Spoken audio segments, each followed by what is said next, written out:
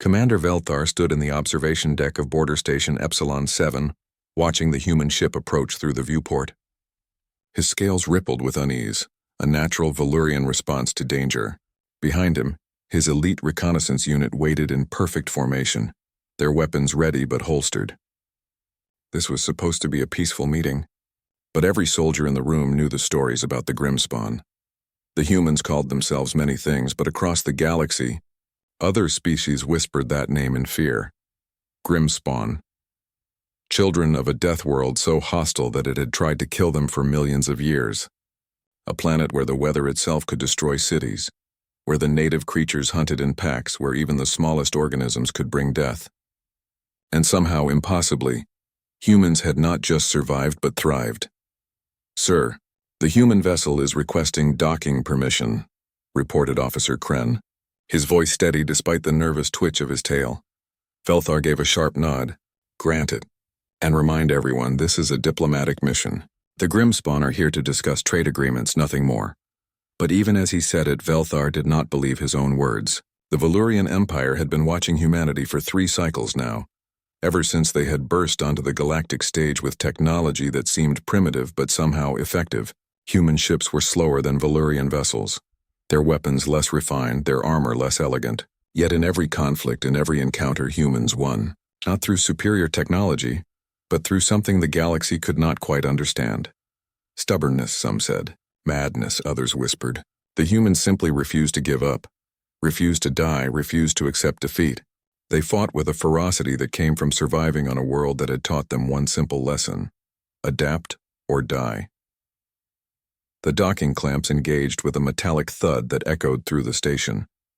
Velthar straightened his uniform and walked toward the airlock, his unit following in tight formation. Through the reinforced windows, he could see the human ship.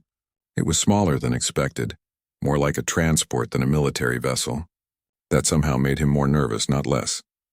The airlock hissed open, and 2 humans stepped through. The first was a male, average height by human standards, which meant he was slightly shorter than Velthar. He wore simple clothing, nothing that suggested military rank or authority. His dark hair was neatly trimmed, and his eyes scanned the room with a casualness that set Velthar's instincts on edge. How could any being be so relaxed in an alien environment? "Greetings," the human said, his voice translated through the universal communicator on his collar. "I'm Ji-hoon, civilian liaison for the human colonies in this sector. Thank you for agreeing to meet with us." The second human was a female named Yuna, who stepped forward with a warm smile. She carried a data tablet and wore the kind of practical clothing that suggested someone who worked with their hands. "I'm the agricultural coordinator," she explained. "We're hoping to establish trade routes for food and supplies.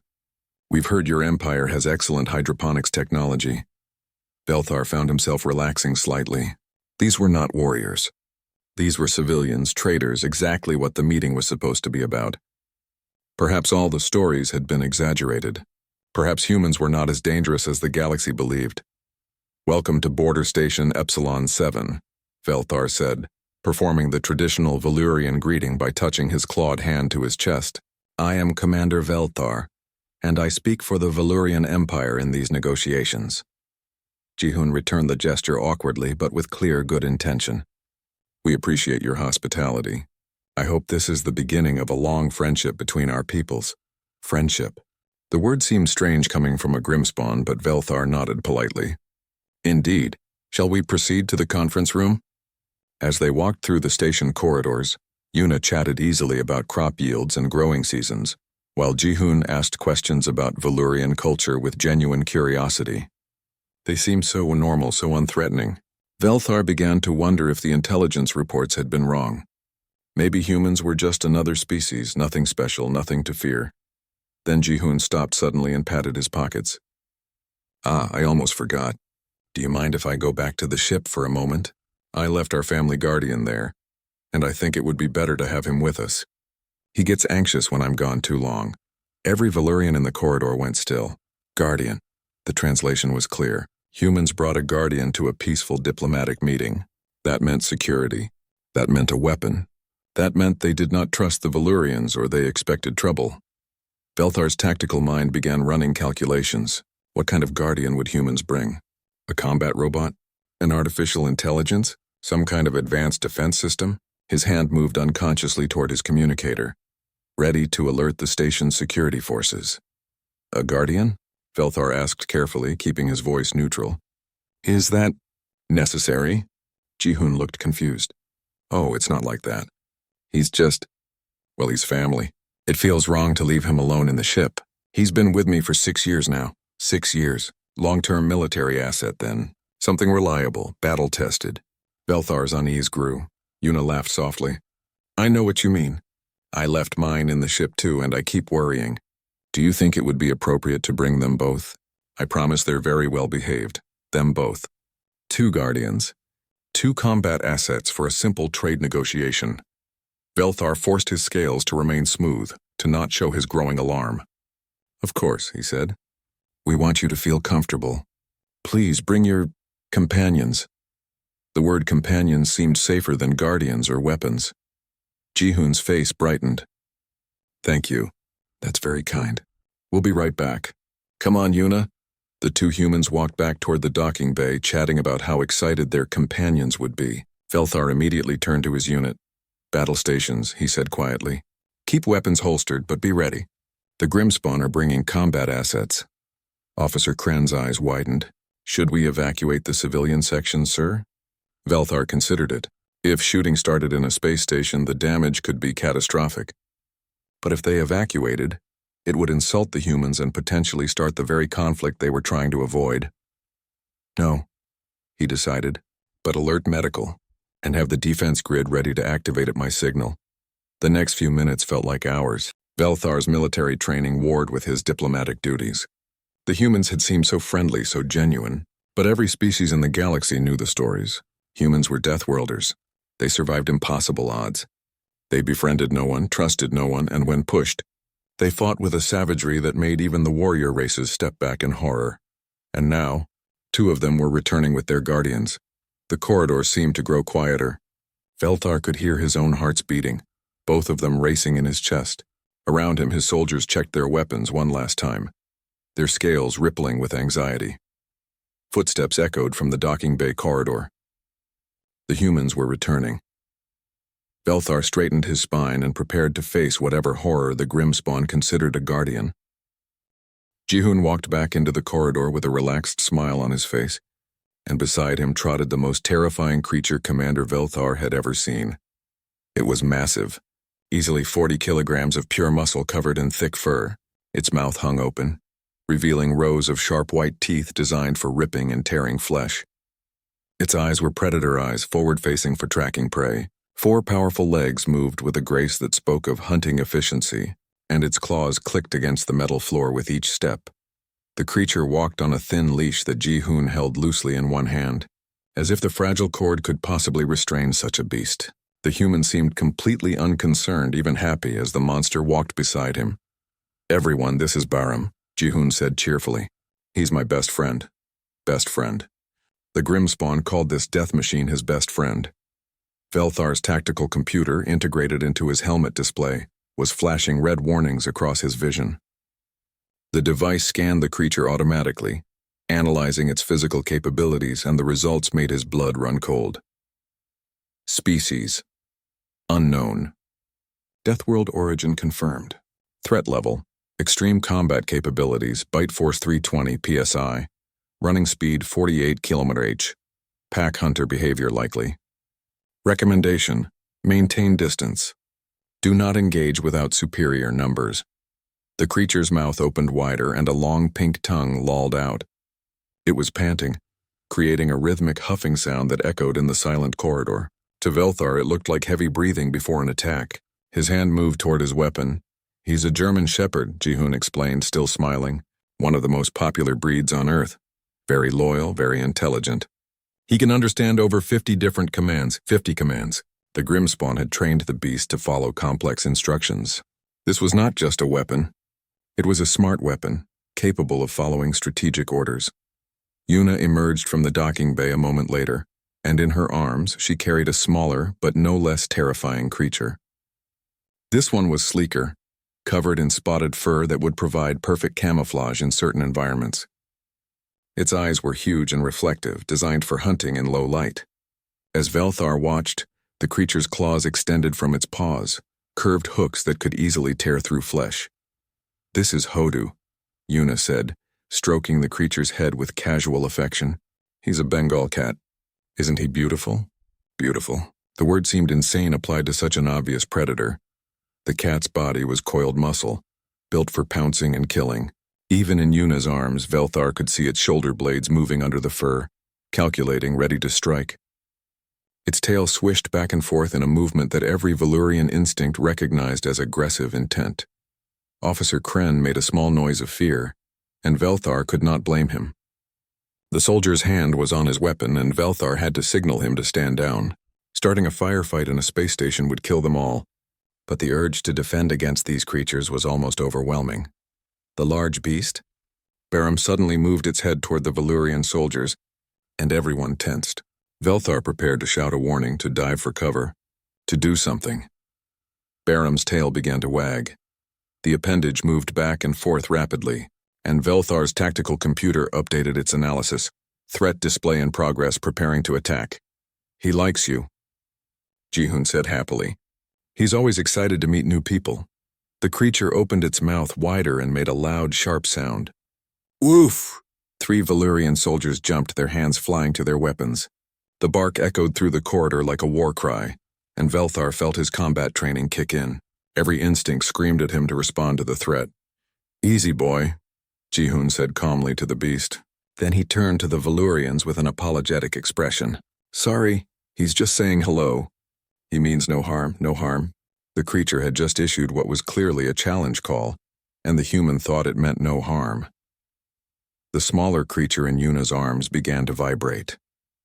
A low rumbling sound came from its chest like a motor or a warning growl. Velthar's scales rippled in terror.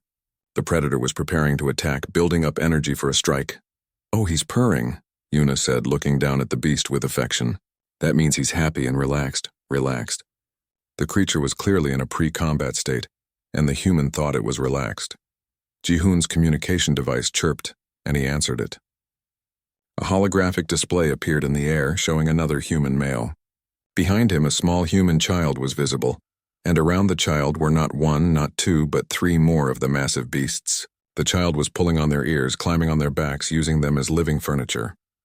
"Hey, Jihun," the man on the screen said. "Just checking in. How's the meeting going?" "Really well, Hyunwoo," Jihun replied. "Just introducing everyone to Baram?" Hyunwoo glanced at the Valyrian soldiers visible in the background of Jihun's camera. "They look a bit nervous. Is everything okay?" "They're fine," Jihun assured him. "Just not used to dogs yet." Dogs. The creatures had a species name, which meant there were more of them. Many more. In the background of Hyunwoo's video feed, the child screamed with delight as one of the massive beasts licked her face with its huge tongue. The creature could have bitten her head off in an instant, but instead it was gentle, playful. The child hugged the creature's neck, completely vulnerable, completely unafraid. Commander Velthar felt his understanding of the galaxy shift. These were not weapons. Or rather, they were weapons, but the humans did not use them as weapons. They kept them close to their children. They invited them into their homes. They called them friends and family. The creatures could clearly kill, were built to kill, but chose not to, chose to protect instead. The implications were staggering. If humans could turn apex predators into loyal guardians, what did that say about human capabilities? How did they do it? What kind of species could look at a death machine and see a companion? "I should go," Hyunwoo said. "The kids want to take the dogs to the park." "Nice meeting you all." The hologram disappeared, leaving the corridor in silence except for Baram's panting and the rumbling purr from the creature called Hodu. Jihun looked around at the frozen Valyrian soldiers with growing confusion. "Is something wrong?" he asked. "You all look scared." Scared? Of course they were scared. They were standing meters away from creatures that could tear them apart, held back by nothing but thin leashes and human words. "These are pets?" Velthar managed to ask, his voice translator picking up the tremor he could not quite hide. "Well, yes," Jihun said, as if it were the most obvious thing in the galaxy. "Baram has been with me since he was a puppy. 8 weeks old when I got him. He's family, 8 weeks. The human had raised this creature from infancy, had fed it, trained it, bonded with it. For 6 years, the beast had lived in the human's home, slept in his dwelling, shared his life. Yuna shifted the cat in her arms, and its claws extended briefly, catching the light. Hodu is the same. I've had him for 4 years now. He sleeps on my bed every night. Every night. The human slept beside a predator, vulnerable and unconscious, trusting it completely. They're just pets, Yuna repeated, seeing the fear on Valurian faces. Companion animals. Surely you have something similar in your culture? Velthar thought of the small herbivorous creatures that some Valurians kept in cages. Gentle things that ate plants and sang pleasant songs. Nothing with claws. Nothing with teeth. Nothing that could hurt them. No, Velthar said quietly. We have nothing like this. Jihoon's expression showed understanding dawning. Oh, he said slowly. Oh, you're afraid of them. I'm sorry, I didn't realize. They really are harmless, look. He knelt down beside Barum and put his face right next to the creature's massive jaws. The beast turned its head and licked Jihoon's cheek with its huge tongue. Jihoon laughed and wrapped his arms around the creature's neck, hugging it close. The casual trust was perhaps the most frightening thing Velthar had ever witnessed. See? Jihoon said, standing up. He's a good boy. The best boy. The creature's tail wagged harder at the praise, and Velthar realized something else. The beast understood human language. It responded to tone, to emotion, to subtle cues. This was not just a trained weapon. This was an intelligent creature that had chosen to be loyal to humans. The galaxy had been wrong about the Grimspawn.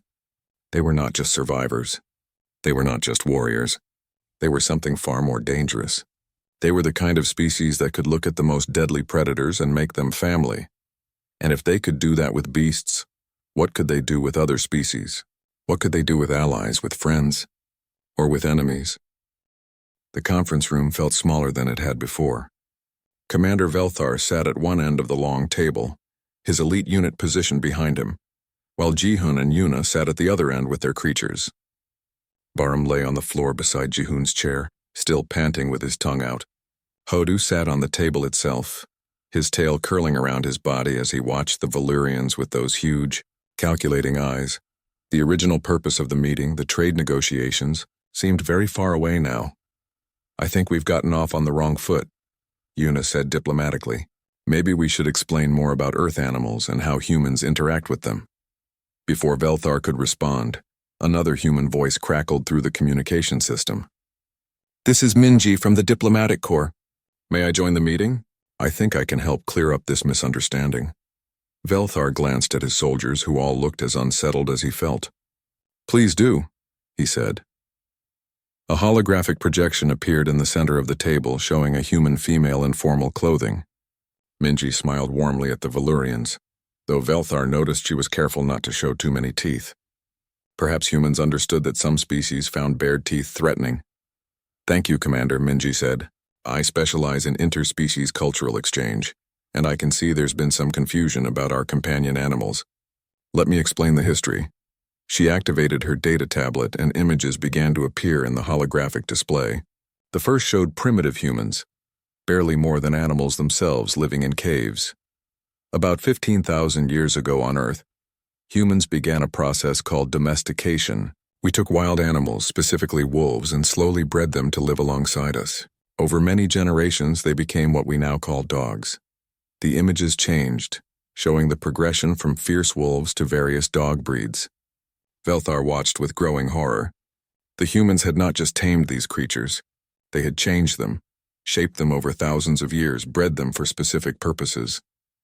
The process created a bond between species. Minji continued.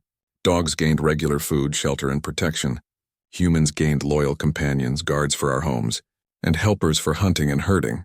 Officer Kren leaned forward and whispered, Sir, they've been breeding combat animals for 15,000 years. Velthar's scales rippled. That was exactly what it sounded like. 15 millennia of selecting the strongest, most loyal, most effective predators and making them dependent on human commands. What about the smaller one? Velthar asked, pointing at Hodu. The cat? Minji's smile widened. Cats are interesting. They domesticated themselves about 10,000 years ago. When humans started farming and storing grain, mice came to eat it. Cats came to hunt the mice. We realized they were helpful, so we encouraged them to stay. The holographic display showed ancient civilizations with cats walking through them freely. In some images, humans were worshipping cat statues. Some cultures considered them sacred, Minji added. Sacred. The Grimspawn worshipped predators. Yuna reached out and stroked Hodu's head gently. The cat closed his eyes and pushed against her hand, that rumbling purr growing louder. They're very independent, she said. Dogs are loyal and eager to please. Cats are more selective about their affection. But when they bond with you, it's special. Selective affection. The creature chose when to be friendly and when not to be. That somehow made it more frightening, not less. Barum suddenly stood up and every Valurian in the room tensed. The massive beast stretched, its muscles rippling under its fur, then walked around the table toward Velthar's side. Barum. Heal, Jihun said calmly. The creature stopped immediately, turning back to look at Jihun. It's okay. Boy, friendly. Barum's tail began wagging again, and he continued his approach, slower now, more carefully. Velthar pressed himself back in his chair as the beast came closer. This close, he could smell it, a musky animal scent that screamed predator. He could see the individual teeth in its mouth, each one capable of crushing bone. He could see the intelligence in its eyes, the awareness. He wants to say hello properly, Jihun explained. You can pet him if you want. Just let him smell your hand first. Pet it. Touch the death machine voluntarily. I do not think that is wise, Velthar managed to say. Jihun shrugged. That's okay. Barum, come. The creature immediately trotted back to Jihun's side and sat down, its eyes never leaving the human's face, waiting for the next command. Ready to obey instantly, Minji continued her presentation. Dogs aren't the only animals humans have domesticated. We have horses that we ride, chickens that provide eggs, cows that provide milk and meat. We've made working partnerships with bees, with birds of prey, even with elephants and camels. The list went on. Each animal sounded more dangerous than the last. Velthar's tactical mind was reeling. The galaxy had been monitoring humanity's military capabilities, their technology, their weapons. But no one had thought to catalog this.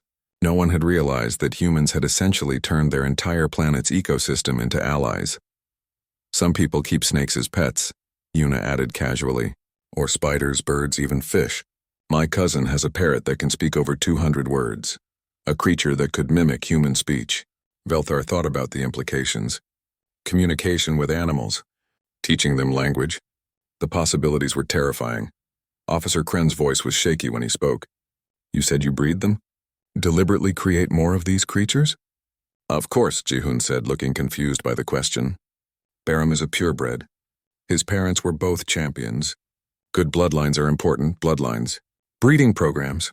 Genetic selection for desired traits. The humans were not just keeping predators. They were engineering them. Minji seemed to sense the growing unease. I understand this is strange to you, but to humans this is completely normal. Children grow up with pets. We teach them responsibility by having them care for animals. Dogs are often used in therapy to help people with emotional problems. Studies show that petting an animal lowers stress levels and releases oxytocin, a bonding hormone. Bonding, Velthar repeated. You chemically bond with predators. Well, yes, but it's not just chemical. It's emotional, too. Barum isn't just Jihun's pet. He's his friend, his family member. If something threatened Jihun, Barum would defend him without hesitation. That was supposed to be comforting, but it made things worse.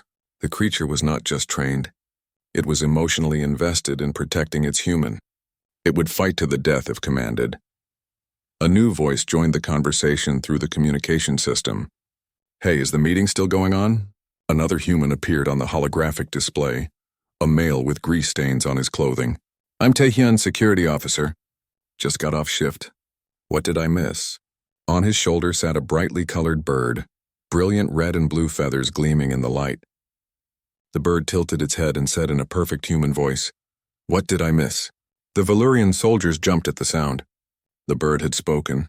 The creature had repeated the human's exact words in the human's exact voice. This is just my parrot, Taehyun said, reaching up to stroke the bird's head. Don't mind him. He repeats everything. Everything, the bird said. Velthar felt like reality was breaking around him. First predators in the home, now creatures that could mimic human speech. What else did the Grimspawn keep? What other animals do humans live with? Velthar asked, not sure if he wanted to know the answer. Minji pulled up more images. Well, as I mentioned, horses are common. Some people keep goats, rabbits, hamsters, guinea pigs. In some regions, people have pet chickens. There are people who work with rescue bears, though that's rare. Falconry is a traditional sport where people hunt with trained birds of prey. Birds of prey, trained to hunt on command. And in some countries, there are families who keep large snakes, Yuna added. Pythons, boas, things like that. They're actually very gentle if raised properly. Snakes. The Valyrians had legends about serpent creatures, ancient fears coded into their DNA from their own homeworld's predators. Ji-hoon must have seen something in Velthar's expression, because he leaned forward with concern. Commander, are you all right? You look ill. I am processing, Velthar said carefully. This is very different from Valyrian culture. I get that, Ji-hoon said sympathetically. But really, once you get to know them, animals are wonderful. They give us so much.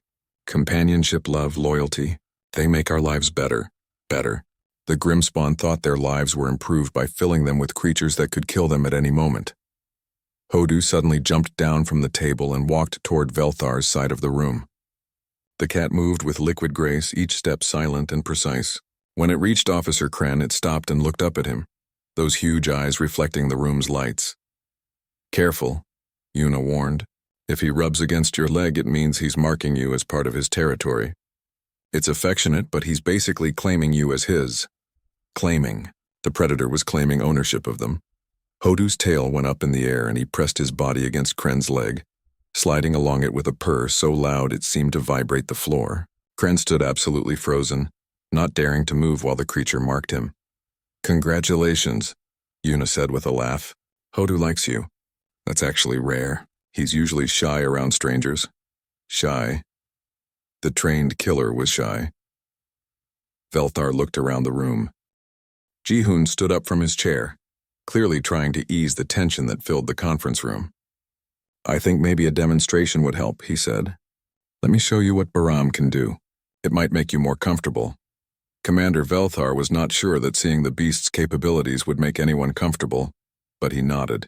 Understanding the enemy was always better than ignorance, even when that understanding brought fear. Ji-hoon walked to the center of the room, and Baram followed eagerly, his tail wagging. Okay, boy, Ji-hoon said. Let's show our new friend some tricks. Sit. Baram immediately sat, his tail still swishing across the floor. His eyes were locked on Ji-hoon's face with absolute attention. Lie down. The creature dropped to his belly. Still watching Ji-hoon. Roll over. Baram rolled onto his back, exposing his vulnerable stomach and throat to the room. To Velthar's combat-trained mind, this was perhaps the most shocking thing yet. The predator voluntarily exposed its weakest points on command. Play dead. Baram went completely still, lying on his side with his eyes closed and his tongue lolling out of his mouth. He looked like a corpse. He held the position without moving, barely breathing. Velthar's tactical computer updated its analysis.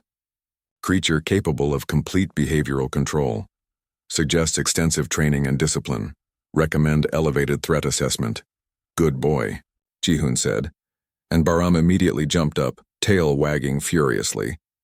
Ji-hoon pulled something from his pocket, a small brown object, and gave it to the dog. Here's your treat.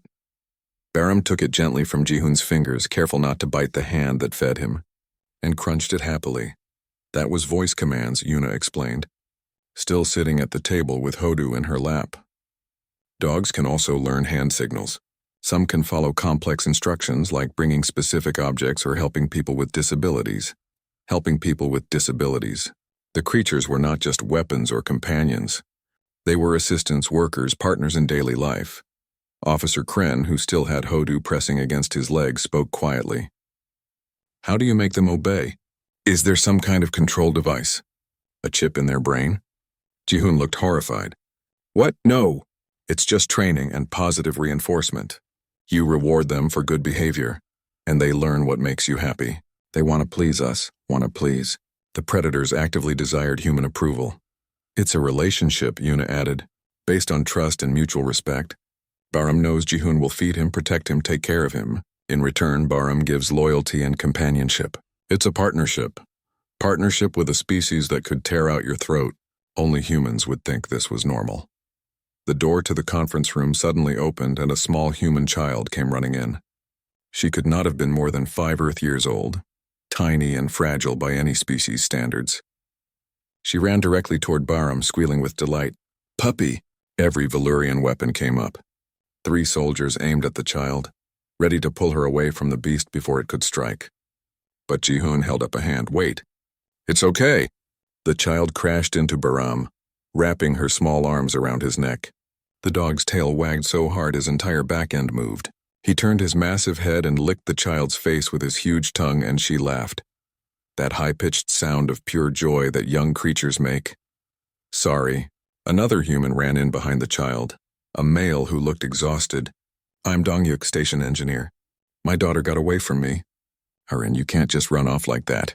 The little girl ignored him, too busy hugging Bahram. "Soft puppy. Good puppy." Ji-hoon laughed. "It's fine. Bahram loves kids, loves kids." The predator loved the most vulnerable members of human society. Sought them out, protected them. Eren pulled on Bahram's ears, gentle but insistent. The dog's ears were clearly sensitive, but he did not snap or growl. He simply endured it with patience, his tail still wagging. The child climbed onto his back like he was furniture, and Bahram stood up carefully, supporting her weight without complaint. Dongyuk pulled something from his pocket, and Velthar flinched before realizing it was just a communication device. "Let me call my wife. She was supposed to be watching Aren. Oh, and don't be startled. She has our other pet with her." Other pet. There were more of these creatures. The holographic display activated, showing a human female with a concerned expression. "Did Eren run off again?" "I'm sorry, I was just behind her." An enormous beast lumbered into view. It was even larger than Bahram, golden-colored with long fur and a face that seemed permanently happy. The creature's head was level with the woman's waist, and it had to weigh at least 60 kilograms. "This is Hanul," Dongyuk said. "He's a golden retriever. Very gentle, even more so than Bahram, more gentle." This even larger predator was supposedly gentler. Hanul walked to where several human children were playing in the background of the video call. A boy threw a ball and Hanul ran after it with surprising speed. He caught it in his mouth, those powerful jaws that could crush bone, and brought it back carefully, dropping it at the child's feet. The boy picked up the ball, covered in the creature's saliva, and threw it again. The game continued, the massive predator playing with children as if it were the most natural thing in the galaxy. Velthar's mind was struggling to process what he was seeing. The tactical assessment, the threat analysis, all of it was breaking down. These creatures were clearly dangerous, but they were choosing not to be. Choosing to be gentle, to be careful, to protect rather than harm. A loud squawk made everyone turn. Taehyun's parrot had flown off his shoulder and was now perched on the conference table, walking toward Hodu with bobbing steps. "Hello," the bird said in a cheerful voice. "Hello, pretty bird." "Pretty bird." Hodu opened one eye to look at the parrot, seemed to decide it was not interesting, and closed his eye again. The cat remained draped across Officer Kren's lap, purring like a small motor. "See?" Yuna said softly. "They're harmless. Different species, different sizes, all getting along. This is normal for us, normal." The word kept coming back. This was human normal. Living with predators, playing with them, trusting them with children. Minji's voice came through the communication system again. "Commander, I think I should share some statistics. On Earth, there are an estimated 400 million dogs kept as pets. About 300 million cats. These numbers don't include working animals like horses or farm animals. Humans have more companion animals than we have people in some regions. 400 million dogs, 300 million cats." The numbers were staggering. "And attacks?" Velthar asked. "How many humans are killed by these creatures each year?" "Dog attacks do happen," Minji admitted. "Usually from animals that are mistreated or poorly trained. But considering the numbers, the percentage is incredibly small. Most dogs live their entire lives without ever harming a human. The same with cats and other pets." "They're family," Jihan repeated. "Bahram isn't a weapon or a tool. He's my companion. When I come home from a bad day, he's there to comfort me. When I'm happy, he shares my joy. When I'm sick, he stays by my side. That's what pets do. They give us love. Love. Unconditional, uncomplicated love from a species that could easily destroy them but chose not to." Aren slid off Bahram's back and ran to her father. Dongyuk picked her up with practiced ease, and she waved at the Valyrians. "Bye-bye." "Say bye to Bahram," Dongyuk prompted. "Bye-bye, puppy." "Good puppy." Baram's tail wagged and he gave a soft woof in response. After Dongyuk carried his daughter out of the room, a heavy silence fell. Velthar looked around at his soldiers. They all wore the same expression, confusion mixed with reluctant understanding. These were not weapons. Or rather, they were weapons that had been transformed into something else through thousands of years of breeding, training, and mutual bonding. The galaxy had been wrong about humans. They were not conquerors. They were something far more dangerous. They were unifiers, bridge builders. They took the deadliest predators their world had produced and made them family. They looked at teeth and claws and saw friendship. They looked at strength and saw partnership. Officer Kren slowly reached out a trembling hand toward Hodu. The cat opened his eyes and looked at the Valyrian's hand. For a moment, Velthar thought the creature might attack, might finally show its true nature. Instead, Hodu pushed his head up against Kren's palm and purred louder. "He's soft," Kren said, wonder in his voice. "And warm. Most mammals are," Una said with a smile. "Body temperature regulation. We're all warm-blooded." Kren continued to pet the cat, his movements becoming more confident. Hodu's purr filled the room like a distant engine. Velthar made a decision. He stood up and walked slowly toward Baram. The creature watched him approach, and Velthar could see intelligence in those eyes. "Not just instinct, thought, understanding, may I?" Velthar asked Jihun. "Of course. Just hold out your hand. Let him smell you first." Velthar extended his clawed hand, every instinct screaming at him that this was dangerous. Baram's nose moved toward his palm, wet and cold. The creature sniffed. Then his tongue came out and licked Velthar's scales. The texture was strange, rough, and warm and wet. Not threatening. Almost affectionate. "You can pet his head," Jihun encouraged. Velthar moved his hand to the top of Baram's skull and carefully stroked the fur. It was soft, softer than he had expected. Baram's eyes closed partially and his tail wagged. The creature was enjoying this. Commander Velthar stood in his private quarters on Border Station Epsilon 7, staring at the holographic display that showed the strategic assessment of humanity. The data looked the same as it had this morning: human military capabilities, territorial holdings, technological development. But everything meant something different now.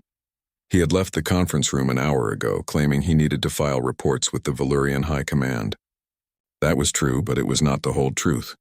What he really needed was time to think, to process what he had witnessed.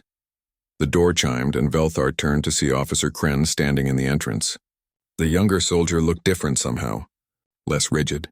"Less afraid, sir," Kren said, stepping inside. "I thought you should know. That human, Una, offered to let me watch Hodu for an hour while she attended a meeting. I accepted." Velthar's scales rippled with surprise. "You are alone with the creature?" "Yes, sir. He is in my quarters, sleeping on my thermal pad. He seems to like the warmth." Kren's expression was hard to read. "Sir, I have been thinking about what we saw today." "About what it means." "As have I," Velthar admitted. The Empire was planning to test human defenses in the Outer Rim colonies. Kren said quietly. 3 fleets, coordinated strike, meant to gauge their response capabilities. "I reviewed the battle plans this morning." Velthar had reviewed those same plans. A surprise attack designed to look like a border skirmish. The Valyrian military wanted to know how humans would fight when caught off guard. "Those plans should be cancelled," Kren continued. "If we attack humans, we do not just fight their soldiers. We fight their partners, their companions, their family." Velthar understood what Kren meant. They had seen it in the video calls, in the casual interactions. Humans did not stand alone. They stood with creatures that had chosen to protect them. And if humans could inspire that kind of loyalty from predators, what would they inspire from their own kind? "They would fight to the last," Velthar said. "Not because they were ordered to, but because they wanted to. Because that is what family does." The door chimed again. This time it was Jihun looking concerned. "Commander, I hope I'm not interrupting. I wanted to check on you. You left quickly, and I worried that maybe we had offended you in some way." "No offense was taken," Velthar assured him. "I was simply processing new information." Jihun smiled, and Velthar noticed again how careful humans were not to show too many teeth when dealing with other species. They adapted. They paid attention. They cared about making others comfortable. "Baram wanted to see you again," Jihun said. "I think he likes you." The large dog walked into the room, his tail wagging. He walked directly to Velthar and sat down. looking up with those intelligent eyes. Velthar found his hand moving automatically to pet the creature's head. "See?" Ji-hun said with satisfaction. "He's a good judge of character. Dogs can sense things about people. If Barum likes you, it means you're trustworthy." Trustworthy. The creature had evaluated him and found him worthy of affection. The weight of that assessment was unexpectedly heavy. "Ji-hun," Velthar said carefully, "how many of these companion animals exist on human worlds?" "Oh, countless millions. Billions probably, if you count all the different species." "Why do you ask? Billions." Billions of creatures that humans had befriended, trained, bonded with. An entire planet's ecosystem transformed into partnerships. "I am beginning to understand something about your species," Velthar said. "Something that I think the galaxy has missed." "Oh?" Ji-hun tilted his head in curiosity. "What's that?" "We have been watching your military, your weapons, your expansion into space. We have been treating you as a threat to be contained or an enemy to be defeated."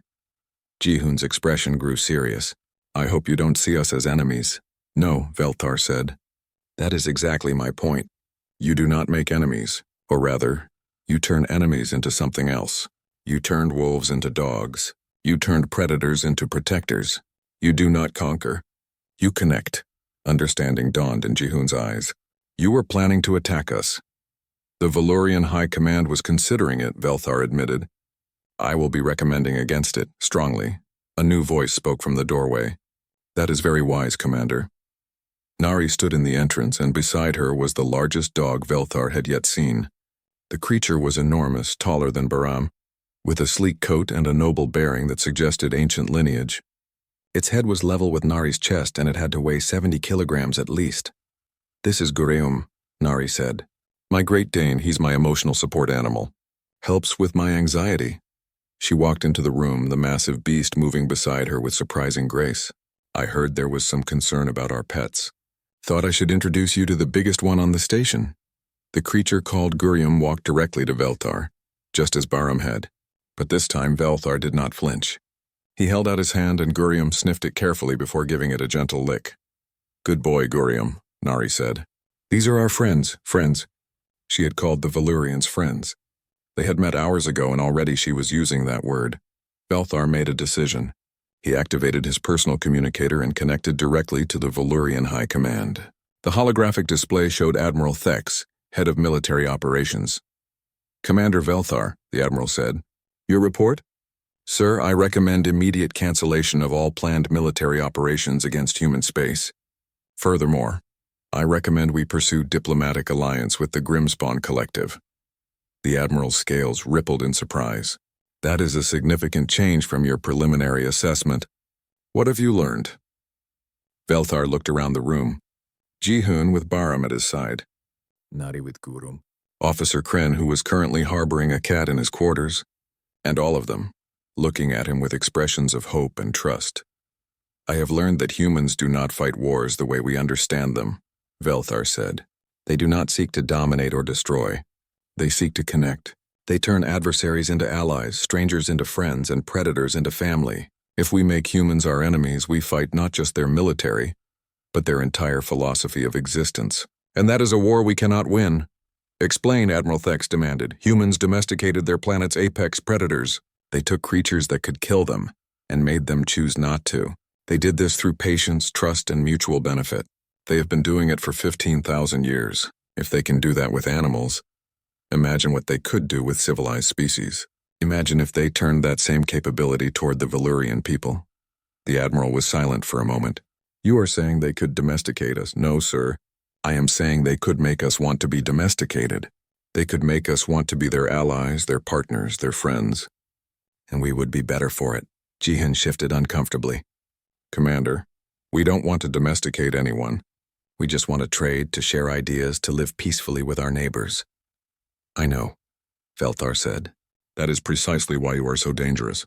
You do not seek power, but you have it anyway. You have the power to transform relationships, to build bridges where others see only walls." Admiral Thex leaned forward in the holographic display. "I will bring this to the High Council. But Commander, I need more than philosophy. Give me tactical reasoning." Velthar straightened his spine. "Sir, every human on this station has brought companions that could kill them but choose not to. These creatures are loyal to the point of death. They will defend their humans without hesitation. Now extend that concept. If humans can inspire that loyalty in different species, in creatures that do not even share their language, what will they inspire in allies who share their values? If we fight humans, we do not fight individuals. We fight families, tribes, packs. We fight beings who have been practicing cooperation and mutual defense for longer than our civilization has existed. And if we ally with them, the Admiral asked, then we gain access to that same network of loyalty and cooperation. We become part of their pack. And I believe, sir, that being in the human pack is far more valuable than being their enemy. The Admiral nodded slowly. I will consider your recommendation. Maintain your position and continue observation. The connection ended, and Velthar felt tension leave his body that he had not realized he was carrying. Nari smiled. That was brave. Not everyone would risk their career to recommend peace. It was logical, Velthar said. War with humans would be costly at best, catastrophic at worst. Can I show you something? Nari asked. She pulled out her data tablet and activated a video. It showed a human child, maybe 3 years old, taking her first steps. She wobbled and fell, and immediately a dog ran to her side, pressing against her to help her stand. The child used the dog for support, giggling as she tried again. That's my niece, Nari said, and that's Gurram when he was younger. He helped her learn to walk, gave her confidence. That's what dogs do. They help us be better than we are alone. Velthar watched the video and understood. This was the heart of human strength.